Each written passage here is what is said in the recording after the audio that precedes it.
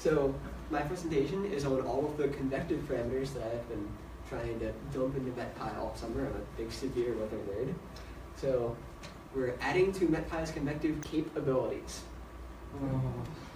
Wow, that was really fast. Alright, so we're going to go back to the beginning here and try that again, because I'm not used to this clicker at all. This is fun. Alright, so first, a lot of what I'm talking about has to do with skew-T log P diagrams. And a lot of the meteorologists in the room are really familiar with them, but I know for folks that aren't meteorologists, like, what the heck is that? Skew-T, isn't that what happens when I drink tea that's too hot? No, that's skew-T. But anyway, so I'm going to give an incredibly short summary of what a skew-T diagram is. So this is a skew-T diagram. So you've got, wow, that's really blurry. The resolution on this somehow did not work out. But anyway, you have pressure logged on this axis and then temperature on this axis. And the reason it's called a skew-T is because these gray lines, which are temperature, are skewed. Then you've also got red dashed lines on the back here. Those are constant potential temperature, or adiabats, also referred to as isentropies. Then blue dashed lines up here are moist adiabats. So that is the basically temperature path that a parcel will take when it's saturated going up in the atmosphere. And you've also got green dashed lines, which are lines of constant mixing ratio. So over here, there's lots of water in the air, it's very moist, and over here, as Frozone says, there's almost no water in this air. Then you've also got the vertical coordinate here, which is pressure, and it's logged, which is why it's a skew-T log P diagram, as John is fond of reminding us. Then moving on here, we have the data that's plotted on it. So the solid red line is temperature. So temperature trace goes up like this. It's decreasing, it's a little bit less in the dry adiabatic lapse rate throughout much of this, and then there's isothermal up here following that temperature line. Then the green line is the dew point plotted, so you can see it's moist in low levels, so the temperature and dew point are fairly close, and then dries out in mid levels. Then the yellow line is the lifted surface parcel temperature, so otherwise referred to as the parcel path. Basically, it's the temperature that a parcel at the surface, so a bit of air at this temperature and this dew point, has as you lift it throughout the whole sounding. So you can see it gets colder than the environment here, and then warmer than the environment up here. Next, the area between the parcel trace and the temperature is very important in meteorology, especially for severe storms, because the area on this sounding represents energy that that parcel will have. So the area in between the trace and the profile when it's warmer than the environment is called CAPE. That's convective available potential temperature. And down here, as Edna Mode is reminding us, this is called SIN, an area where the parcel profile is colder than the environment, and there are no CAPEs there. So the SIN is what you must overcome to reach your LFC, where you become warmer than the environment, the parcel, and you can realize all of this CAPE and get thunderstorms and awesome things. So next, we have the hodograph, which is a polar wind plot over here. And the direction on this is direction. The wind is blowing to. It's weird because meteorologically, wind direction is the way it's coming from, but that's how hodographs plot it. And then the range rings on this are speed. So at this point, look at this hodograph. You have decent wind shear with height, decent turning. The area under that hodograph is swept out by a storm motion vector. So if I had a vector that goes over here, we draw lines between this, and that area times 2 is the storm relative velocity, which is another important meteorological quantity. So if this wasn't so incredibly dark, you would see a really cool looking shelf cloud behind that, but wow, we're going to move on. So MetPy currently plots this. We've got a skew-T. It looks really nice, but it's missing some cool functionality when you compare it to other things, like Sharpie or N-Sharp, which, wow, that did not turn out like I wanted it to. But anyway, there's lots of convective indices and things down here that are really cool and fancy looking, and you can't read them right now. You've also got a nice photograph here colored by height, and all sorts of other little diagrams in here. And I'd love it if MetPy would be able to do that, and that's something we'll work towards at some point. It's not super easily customizable. Functions for individual parameters don't quite extend on their own and include some interesting and cumbersome unit assumptions, but it's an amazing piece of software, and it's really useful right now. Biggest problem is that it only works in Python 2.7. So once 2.7 is no longer supported, eventually this is going to go away, and it will be a sad day. It will be the Sharpocalypse. But anyway, we're going to move on here. Another cool shelf cloud picture that this screen just totally slaughters. So numerous requests into MetPy for different possible features or issues that involve convective parameters. So my objective this summer has been putting together a group of functions from MetPy capable of calculating various sounding indices. both for individual soundings and hopefully someday for some gridded data. So I added some improvements to NetPy's SKUT and photograph plotting interface in response to some other requests. So we now have the capability to color the photograph by height or by other different variable, as you'll see in a minute. And I made some other miscellaneous improvements to make this possible. So first steps, we've got make upper arrow data, well, make get upper arrow data, bring in geopotential heights. So it wasn't bringing in heights before. You need those for a lot of different indices and things. You've also got some miscellaneous bugs with LCL and LFC and EL, which could be another presentation to itself. And I ran into these throughout development. They're being worked on. And I also wanted to design all the functions to work with John's get layer and cape sin definitions, because layers and instability and sin are needed for a lot of the convective indices. So first off, how to color the photograph by different layers.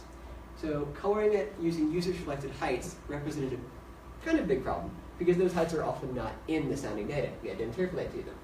So to do so, I use interpolation and search sorted to find and insert the heights and their corresponding wind data into the actual sounding data, and use the user-given bounds and colors to set up a custom color map to color the photograph with. So the result, here's your old photograph that was just all the same color all the way up, and here's a new one, coloring it magenta up to 500 meters, red from 500 to 1,000, green from 1,000 to 3,000, and so on up. So that's very useful if you want to say, plot surface through storm relative velocity, and look at the area on the photograph that is swept out by. So you have a storm motion vector that goes up to like here, and then draw a line here and here, and you can see that would be the whole area. And that will be demonstrated later, actually. You can also color it by a random variables too. So this is a photograph colored by the environmental temperature. So you can see that it's obviously getting colder as it goes up. So next up, integration fun. A lot of these parameters need to use integration to calculate what you end up with. So it must be approached differently depending on the parameter, since we might or may not have what we need to actually integrate, and sometimes we need to really do some different approximations here. So storm relative velocity is represented by 2 times the area under the photograph here. So storm motion vector is here, and this is the area swept out under the photograph by the storm motion vector. And to calculate that, you've got this integral here. And Markowski and Richardson in their textbook on severe storms meteorology and mesometeorology went through and presented this little approximation for it. So we actually coded that up, and that's what is included as our storm relative velocity calculation. Precipitable water is the integrated amount of water in a sounding. So basically, if you squeezed out all of the water in the atmosphere at that point, it's how much would fall. And represented by this integral, and we implemented it as this code that you unfortunately cannot see. Finally, we have the mean pressure-weighted wind, which ends up being a weighted average, which is approached this way with integrals, and it's coded up as this thing here. So other parameters that I would like to eventually include and have coded up right now, we have bunker storm motion. So you've got your right mover here, mean surface 6 kilometer wind here, which is what ordinary cells will follow, and then left moving supercell there. Bulk shear, supercell composite. So it's a parameter that basically throws together a bunch of different parameters that are favorable for supercell development and thresholds them and normalizes it to an index. So throws out asking where his supercell is. Significant tornado parameter, which does the same thing for significant tornado environments.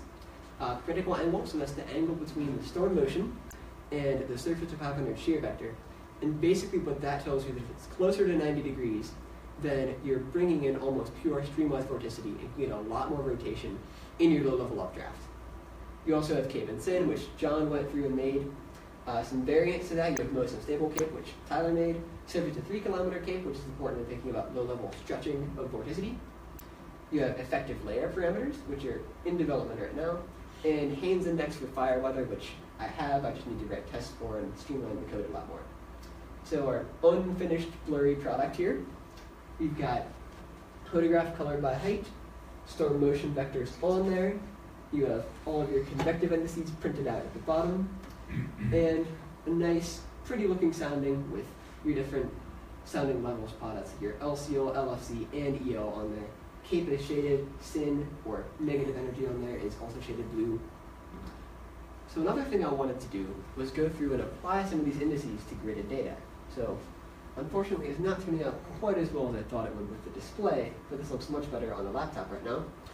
I took a work run that I did of the June 3rd, 1980 Grand Island, Nebraska tornadoes and calculated some of these parameters from it. So this is supercell composite and bunker storm motion. Supercell composite is shaded, so you're getting some pretty impressive values of around 32 to 40 within that air mass there along the front. And then bunker storm motion is these little vectors here. The reflectivity values that we're seeing? Yeah, reflectivity output from the model is contoured there. So it produced a nice supercell up here, and another one there, but it didn't do quite so well dropping it right on Grand Island, which is that red dot in the middle. Oh. So this is the significant tornado parameter. So again, some fairly impressive values of at least, wow, that's a point, not 15. So at least 5 in some portions of that warm front boundary there. And then bunker storm motion, again, is plotted as the vectors. This is very slow right now because we have to loop over the definition, but eventually we'd like to use NumBa to improve that speed or figure out better ways to vectorize some of this calculation. This is critical angle plotted from the work run. So you can see that where Grand Island is right here, you have values closer to 90. So a storm forming in that area along the warm front would be able to ingest a lot more streamlined vorticity and get a lot more level of rotation. Another use of gridded data here was, this is from the first day I was here actually, the June 12th tornado outbreak up in Wyoming, Northeast Colorado, and Nebraska. So we've got this supercell, which we could actually see from the office. We have surface plots that are very blurry here, but turn out much better on a laptop screen. And Cape contoured and storm level velocity from surface to 3 kilometers from the RAP model at that time. So this just shows some of the cool stuff that you can make with NetPy and some of these definitions, although the Cape and velocity were actually output from the model directly in this case. And there's a tornado reports plot, so you can see that this supercell went on to really produce a lot of things.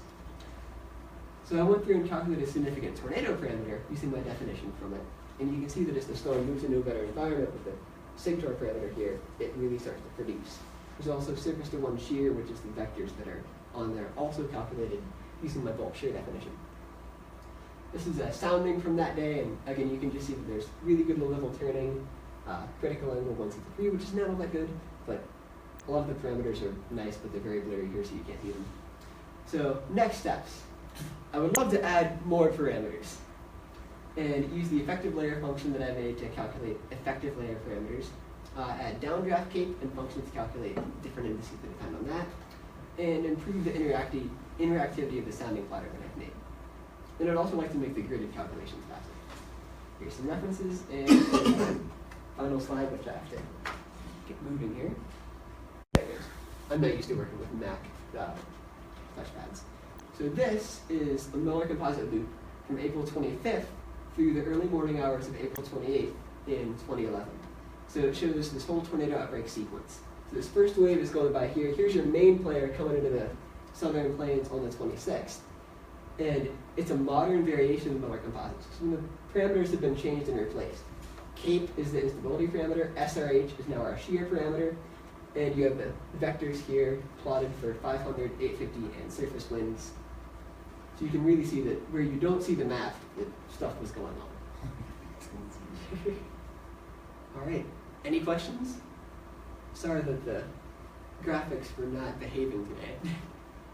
Looks really good from here. That's good. It was on the screen. It looks really good on the laptop screen, but on this it's like, what? Do I have my glasses off?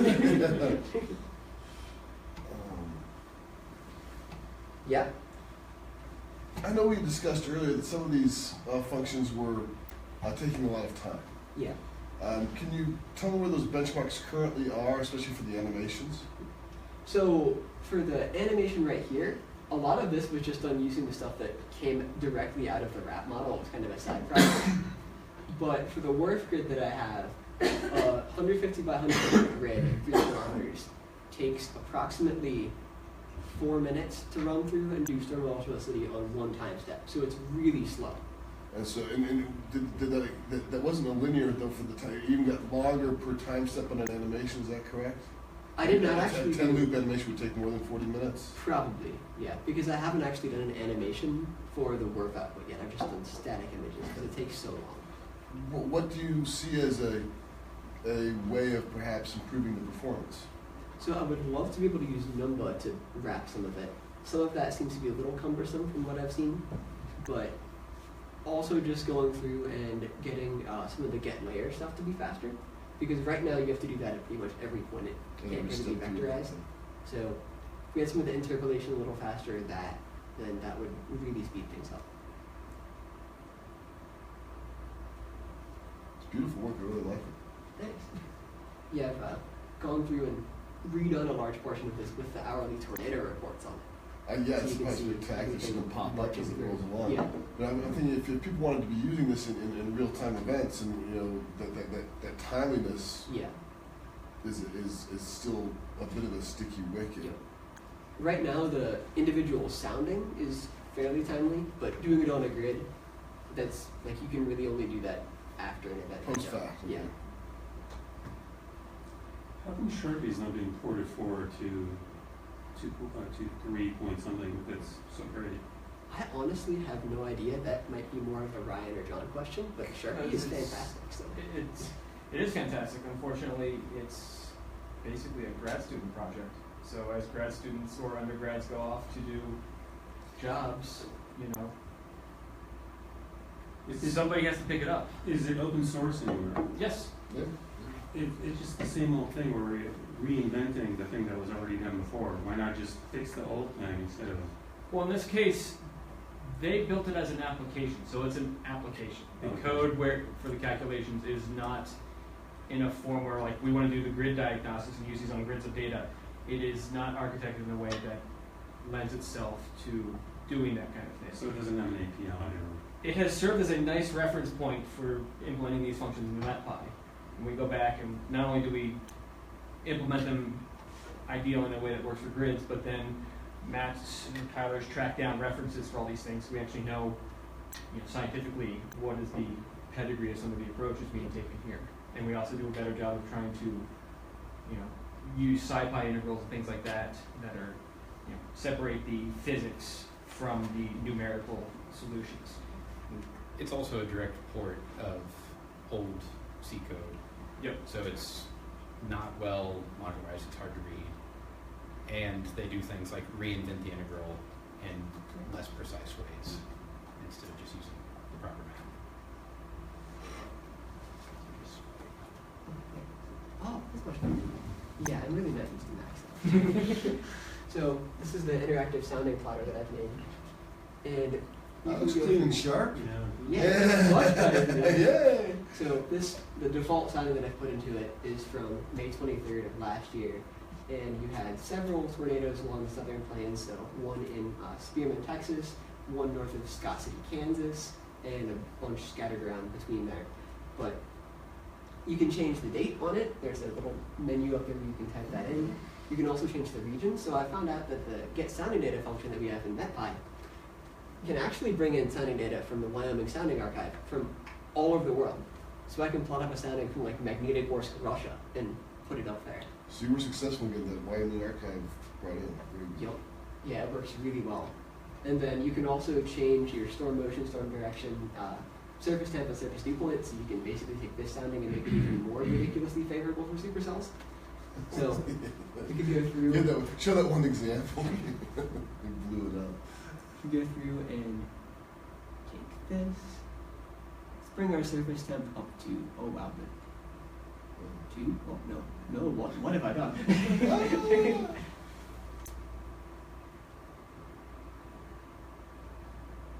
This might take a minute. Make sure you click on this side track that. Okay.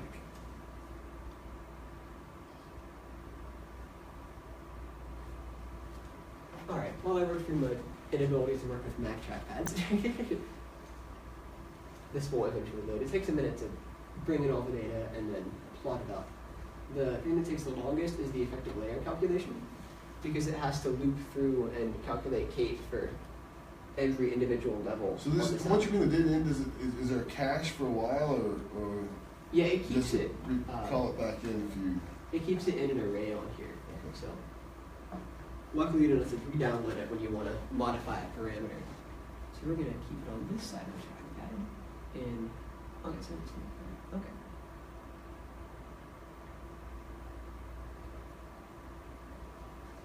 Alright, so this should modify the surface just a bit. Takes a minute to run, but you can see now we have this Oh, yeah, big yeah. super adiabatic surface layer. Cape has jumped up to 4,479, Yeah. and your significant tornado is at 2.53, so fairly impressive, but not like super ridiculous. So, and you can change all of those different things. If you wanted to go in and put code in for surface winds, you could also change that as well. In the future, it'd be really nice to have something with I'm liking, bokeh, or one of the other interactive plotting functions where you could modify every point on that. So, any other questions? With that, I think I'm done.